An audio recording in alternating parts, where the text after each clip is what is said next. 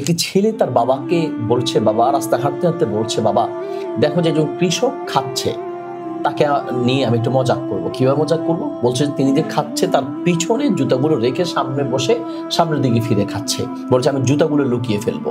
তখন বাবা বললো, দেখো তুমি তো আনন্দ করতে চাচ্ছ, তো আনন্দ করে আরেকজনকে কষ্ট দিয়ে আনন্দ করার দরকার নাই, বরং তুমি এমন পন্থায় আনন্দ উদযাপন করো যেই পন্থায় তুমিও আনন্দ পাবে আবার সেও আনন্দ পাবে। বলছে বাবা তাহলে তো ভালো হয়, কিভাবে?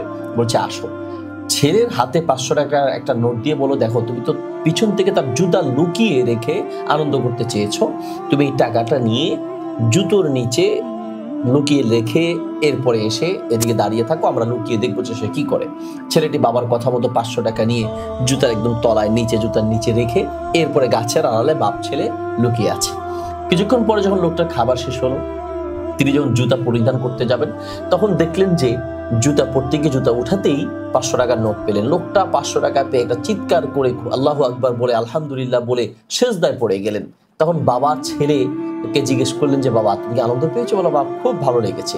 বলছে দেখো এভাবেও আনন্দ করা যায়, তুমিও আনন্দ পেয়েছো, সেও আনন্দ পেয়েছে, কিন্তু তার জুতা লুকিয়ে তাকে কষ্ট দিয়ে তুমি আনন্দ অনুভব করবে, এটা কোনো মনুষ্যত্ব বোধ সম্পন্ন মানুষের কাজ হতে পারে না।